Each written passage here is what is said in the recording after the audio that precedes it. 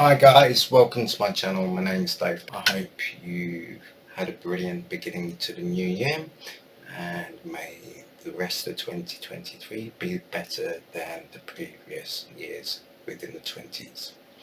Right, whilst I'm currently waiting on my vocalist to get back to me with the vocals for the track I'm about to release next, I thought I would give you an honest, unbiased opinion on this keyboard. I've had the KORG now for about 4 weeks, and I think it's about time I give you my first impressions review on it. And firstly, the KORG itself is amazing. One of the best, or the best keyboard to date. However, there's things I like about it, there are things I do not like about it, and there are things which are wrong with it. So let's start right from the beginning. I will firstly start off with what I like about the keyboard. I'll then move on to my dislikes, the technical issues I have had with this keyboard so far, and finally what I recommend KORG should do and work on for their next update. Because after all, a lot of the issues I've found with this keyboard, it can be all patched with the next update if KORG decide to look into the functionality of the keyboard. Right, so first of all, the sound quality on this keyboard is immense. Like the saxophones, the pianos, the bass guitars, but more importantly, the guitar sounds themselves, from the Strat, from the acoustic, to the overdrives and the distorted guitars. Absolutely brilliant. So since I've been playing the keyboard, the main issue I've had with various songs and various keyboards is the guitar sounds. Everything else has been so easy to reproduce, sound quality wise, through samples, apart from the guitar, up until now. And it is phenomenal. So not only do you have the ability of calling up a Strat, but having that Strat muted, distorted or overdriven, but you can now call up on your effects page the sound and call up the amp to work with it, which just becomes mind-blowingly powerful. So that moves on to my next bit. The EQ settings. Although everything's digital, you still have the traditional analog EQing. So you've got your high, your mid and your low, which works wonderfully. But the best part about the effects is the effects themselves. So not only do you have like reverb, chorus, filters, gates, etc., but you also have amplifiers. So you have a bass amplifier, which you've got several bass amplifiers, which when you pull them up, it's like running a Marshall amp. The guitars themselves, the amps on the guitars just change it from a very good reproduced sound to, is this a guitar I am hearing in my ears? You can call up your racks, you can call up your amps, you can tweak it like you've got the rig right in front of you. So you've got your gain, your main volume, your bass, your mids, your lows. You can select which amp you want to use, you can select which rig you want to use, and it's just hours and hours of fun playing about and tweaking that guitar through how you want it to sound coming through an amp. Then not only do you have that for each and individual track you're working with, but then you've got your master effects or your sends. So you have two routines. You've got A and B. So A, you could have your reverb, your chorus and your delay. B, you can have a different reverb, a flanger effect and a tape, for example. But then you've got the control like you would with any other sends in any other digital workstation, and it's just phenomenal on here. Then also not only that, but then you have your master EQ per song track. You've got control of your bass, your low mids, your mids and your highs. And that just makes the sound of what you're working on just so much more fuller than the flat audio you'd have on any other standard keyboard. So that's coming from the technical editing side of things. Legacy and factory sounds, immense. So not only have KORG outdone themselves with the sounds they've got from the factory settings, but you've also got your legacy sounds, and they are just beautiful sample sounds. Doesn't matter whether it's a drum kit, if it's a bass, if it's the strings, or if it's a guitar. It's just well done, very well done. So huge thumbs up for that. The ability to import styles. Now, I first thought I wasn't going to be able to do this. Like KORG Pa5x had the ability to do MIDI to style conversion. We don't have that function on here. You have to pretty much go through, like I use Cubase, so you have to go through setup markers on Cubase, have them written out the right way. So for example, intro 1, 2, 3, variation 1, 2, 3 and 4, the fills and the endings. And you have to have each marker worded in a certain way. Then all you have to do is you go to your record edit, you go to your style, new style, hit the file button and you can import it, and it reads it perfectly. It's just the perfect workaround, to be honest. You don't need the style to MIDI import if you already know how to work from a DAW. I mean, at a guess, I think you could, using your style markers on the actual MIDI file through the keyboard and saving them as various names, as the names you meant to, you could technically do it all on the keyboard itself. But for now, just working around, I've been working with Cubase for style creation. So far, that's what I like about this keyboard. I mean, don't get me wrong, aesthetically, it's brilliant. I love the wood features, but that's all aesthetics. I'm talking about functionality and playability. And what I dislike about it. So I tend to do a lot of mixing. This is one of the reasons I bought the keyboard in the first place, is the dual song play and the crossfading. So I can mix between songs. I can be playing one style or MIDI file, and instead of finishing that song and then going on to another, I can mix the two together. It's why I got the 3X. However, for me to select between player 1 and player 2, I have to use the crossfader, which is a big no-no. I would love the ability to flicker between player 1 and player 2 by touching the screen. However, when I push player 1, it just pulls me up to what song I want to select next, whether it's a style or a song, or if I do the same, it pulls it up.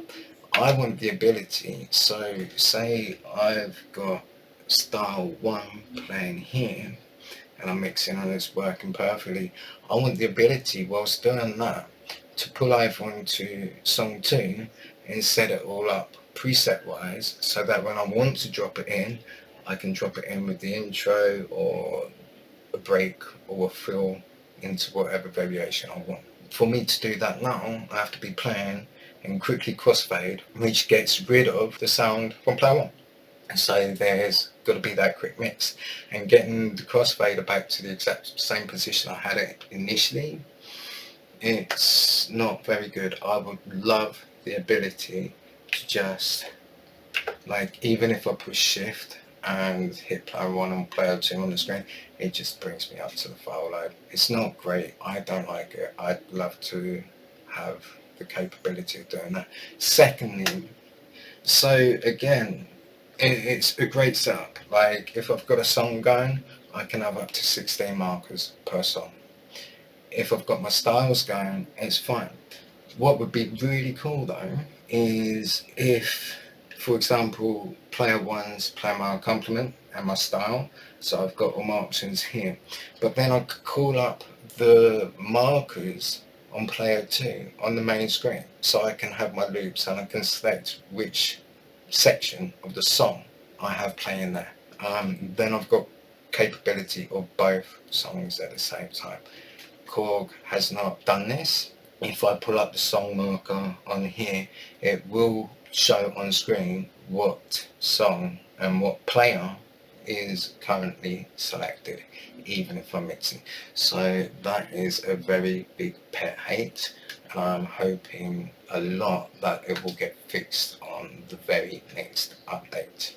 It's very, very easily, simply done. Please KORG sort it out. Again, going back to the dislikes, styles.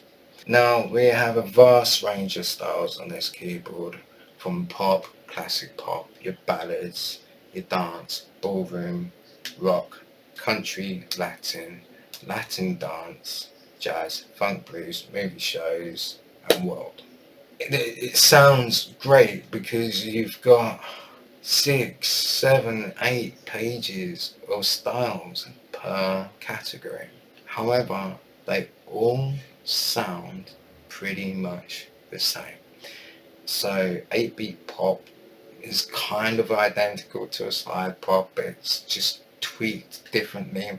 There's nothing like hip hop or trip hop or anything old school which just shines out and is different to any other style on here.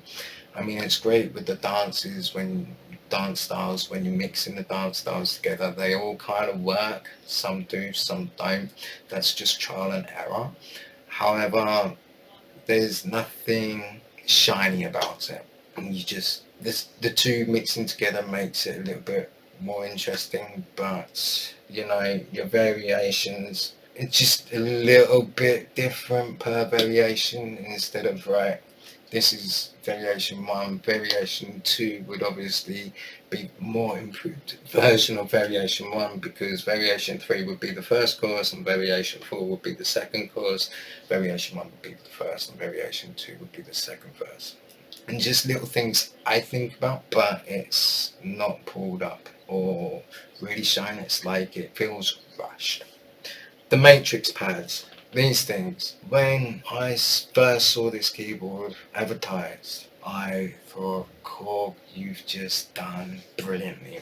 These little things I love. Well, the idea of them I love.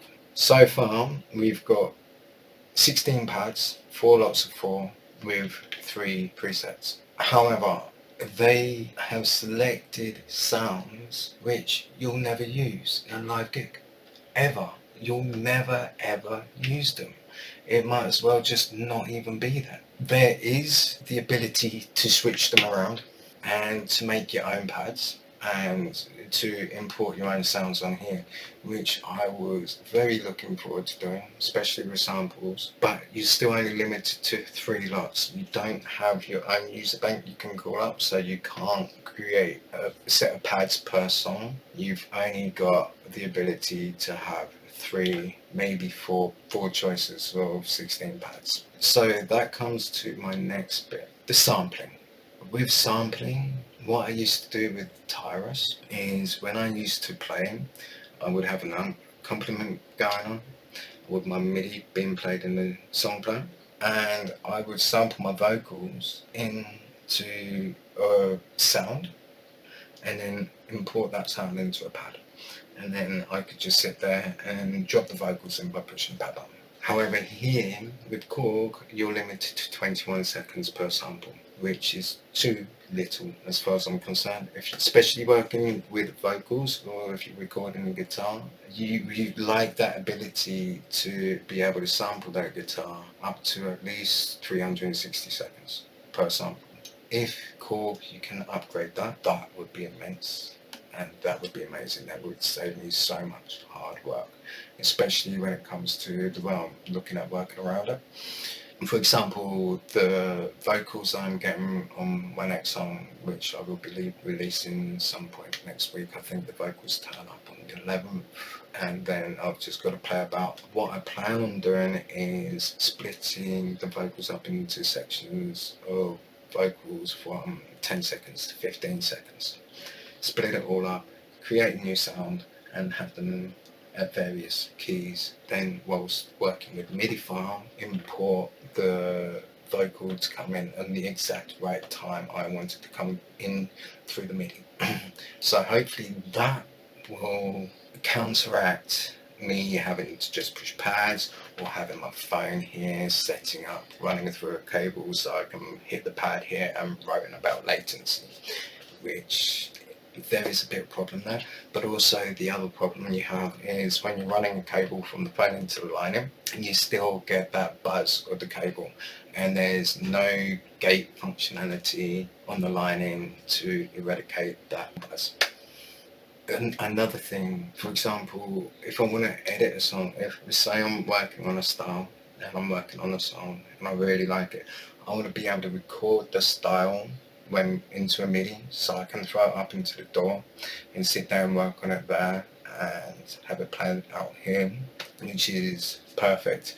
However, with the record edit function, I have recording a new style or editing current style, recording a new song or editing the current song, your sample edit, your audio edit, your sound edit, and your pad edit. When I go to a new song, I can only record one track at a time, and that is from the keys itself. I can't play the accompaniment, so you can't sit there and just play your normal set and record it as a MIDI file. The only option you have is to record that as an MP3 file, so you can't edit post-production. Yes, okay, granted, I forgot to mention this in my likes, but the sound audio recording on here is phenomenal, like legit phenomenal. You don't have to worry about clipping, you don't have to worry about your compression. It's like Waves is doing all of that inside the recording, so you can just sit there and play and not have to worry about whether you're playing too loudly, whether you're clipping. It's all done for you, and it's very, very simple. All you do is go in, you hit your audio record, and you select your quality, tells you your disc free space, and you hit record, and that's it. Then you just exit the screen and keep playing, which when you listen back to it, everything you hear music wise from my channel, I don't edit in Cubase or mix or master. It is come directly from here, pulled out, thrown into my video editing software, and not touched. So what you hear like on my videos is direct from this. So perfect on the audio recording. Just let me be able to like record into MIDI with my styles, etc. Yeah. The pads. So there's lots of things wrong still with the pads. So for example, like as I say, I want to mix with this keyboard. So I might have style A playing on player 1. Style B is getting set up on player 2. But I've got a nice little groove here, I've got some hi-hats, maybe a percussion, maybe a sequencer or a synth. As soon as I go to select the song on player 2, my pad stop. Just all cut out dead. I would like them to carry on running until I tell them to stop by hitting stop. Also, I've noticed that if I've got the pad going, I push the pad once and it starts. I push it again and it stops. But I would sooner have it so that I push it once and then push it again and it starts from the beginning of the pad sequence. If I want to stop an individual pad, I can hold down stop and just turn it off. Or if I want all of them off, I just hit stop. You know, but I would like to be able to sit there and drop it in. So I might have a groove going, but I want that groove to be sliced up. So if it's going on 4 beats to a bar, then I would like it so that I could drop it in maybe on beat 2, 3, and 4, and it's still running concurrently. so it gives me a bit of a break, and I can break and mash up, groove up. Maybe it'll work on the Matrix pads, but I haven't tried it out yet. I still need to get there. I still need to play about with the Matrix pads. I want to try about with them with samples first of all, because another thing I found wrong with these pads. So if I was to call up, say, one of the dance tracks, let's call up trance. So the first pad, on pad 1, I've got a groovy hip hop 6 pad. Fantastic, that's exactly what I want. Nice little bit of a breakbeat. So I go to select, because the other 3 pads, I've got a synth, a filter and a percussion. But I would sooner have another 3 hip hop grooves. So I go to look for my hip hop grooves, and they're not there. I've gone through the percussion, ethnic, piano, acoustic guitar, electric guitar, orchestral, cinematic, synth, drum hit, percussion hit, ethnic hit, sound effects, and I can't find these hip hop grooves. So somewhere along the line, they are hidden from the user, which means what's the point in even having them? How do I find the rest of these groups, you know? And then songbook. So the songbook is great, absolutely brilliant for a live performance, because you can sit there, you can have all your settings set up for each individual song you want to play, and then you can just hit your settings or your songbook and select which song you want to go into next. Only problem is, the first thing I found fault with is there's no search functionality. So whilst you're doing a live gig, you don't have time to scroll endlessly through every single song, finding the song you want next. You should be able to just sit there, click search, punch in your keywords or your key letters, and there's your song. However, it does save your first song, it saves your accompaniment settings, and it saves your voices. It doesn't, well, it also saves your effects, your main effects, and the settings you have for your main effects as well. However, it doesn't have both song players set up. So I think it would also need to be able to have both player 1 and player 2 to have the song selected, in case you do, like me, like to mix accompaniments together. What else? So yeah, I think so far these are my main dislikes. So I've written a huge list down of everything I want to cover in this video. My technical issues with this keyboard. So yeah, there are technical issues 4 weeks in. My first one, be careful, it crashes. It crashes a lot. If you overwork it, it freaks out and just goes, nope, not having it. And you will lose your data. For example, the song I'm working on now, I was working on the MIDI part of the tracks and getting my guitars really nice in my mix. So I'm mixing them with my styles, and I think, hang on, maybe if I can drop my style down to half time, it would be a nice bridge section of the song. So obviously everything's in tempo lock. I undo tempo lock, I call up and punch it in, boom. Next thing I know, this side of the keyboard's died, my music stopped playing. I've still got the accompaniment but no sound, and my display is frozen. Okay, so I broke the keyboard. I pushed it to its limits. Did a reset, pulled it back up, went to carry on working, pulled up my MIDI file for the guitar parts. It's not there. It's there, but as I upload it, it's got no data. All the data has been wiped from that MIDI file. I was fuming. It took me so long to get that sounding right. Luckily for me, there was an original backup on my hard drive, so I didn't lose that much time. I just lost a good few hours of sound tweaking. So be very careful at how far you push it, because this keyboard will crash. Secondly, now my headphones socket. I'm not sure about the linings at the back and the outputs at the back and the jacks at the back, but when I had the Pa5x, I had the PAAS speaker system to sit on top of it, and that's how I used to work. However, I'm in South Africa. I couldn't find it from the company I bought the keyboard from. I couldn't find it listed anywhere in South Africa, even on the KORG website. I'm even struggling to find it in Google search to buy. So now thinking, you know what, I don't need it, I'll just get a couple of nice, expensive studio monitors to work with, which will give me the sound clarity I need. But it's fine, up until then, I'll work with my headphones, which I do, and which is why from now on you see every time on my live video I've got my headphones on. However, problem I have like a professional headphones with its own headphone jack, gold plated, and they're very good headphones, don't get me wrong, they are sound. But as soon as I plug it all the way in, which should form the perfect connection, I lose sound quality from the keyboard. And I have to literally just pull it out a fraction for that to be connected. So I'm not sure if there's something wrong with the measurements in the connection of the headphone jack itself. I'll have to find out with new headphones.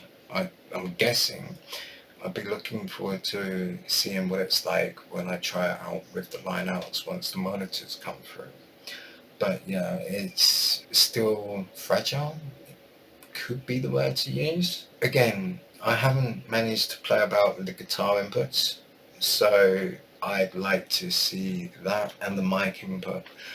The mic input itself, okay, so one of the things I was looking very forward to was the vocal processing unit on this keyboard. So plugging in your microphone, setting up your pitch correction, and singing. I'm a really bad singer. I have not got the ability to hit a single note on pitch. I sound like a drowned rat. However, I was hoping that maybe with the vocal processing unit on this, I could maybe set the effects onto full wet instead of the dry 50-50 mix it does, and sing. And I would sound in perfect pitch. The issue you have here is when you set it onto a full wet, you've got no sound at all. Vocal processing unit just doesn't work. So that's kind of eradicating the actual point of having pitch correction. If when you set it up to full pitch correction, it doesn't correct your pitch. Also, I've noticed that for pitch correction, it will put you up an octave or 2 octaves and you sound like a robot or Speedy Mouse. There's no more natural sound from your voice. So your vocal processing unit needs to be looked into so that I can sing and my pitch sounds like it's me, just corrected a tiny bit, like you can do with like a very audio and Cubase. So finally, sounds like I'm slating this keyboard. I'm not. I love it. I recommend it to everybody. Get this keyboard. It's just got teething problems at the moment. It's like a baby. It needs to develop. But yeah, recommendations for the next update from KORG. Pitch correction, vocal audio processing unit. Please fix that. It's very expensive for me to pay for vocalists to sing for me. So yeah, I'd like to do it myself, and I would like to sound in good pitch. The ability to be able to control both players at once, either by having accompaniment on player 1 here and player 2 on here, or vice versa, or just being able to push my buttons on each player on the home page to select it, because right now I can't. The only thing I can do is crossfade, and that does not work for what I need it for. Can we have a few more improved styles? Not improve the styles we have here, just different genres of styles. Like we're missing hip hop, we're missing really good beats, etc. We're missing trip hop, we are missing funk. Yes, there's a lot of funk on here, but it's all pretty much generalized. There is no difference well, there is a little bit of difference aesthetically, but one funk, it sounds pretty much like the other funk, etc, etc. It needs diversity, okay? And then finally, KORG, please increase your sample time. 21 seconds is not enough. 360 seconds would be perfect, even half of that. Maybe 180 seconds or even 60 seconds. But 20 seconds, it's making me have to work harder than I need to. Apart from that, you've done a good job. I still, even with all its issues, say it's a 10 out of 10 keyboard. And if you're thinking of getting one, wait a while, let it have its teething problems, and let its teething problems get sorted, and then look into buying it. But still, I'd definitely say one of the best keyboards, if not the best keyboard out on the market today. Right guys, thank you very much. Sorry this has been such a long video. I hope you enjoyed it. I hope it's taught you something about it. I hope you've learned something from it. And yeah, I look forward to seeing you all again soon. Please don't forget, if you haven't already, hit that subscribe button. If you like this video, give it a thumbs up.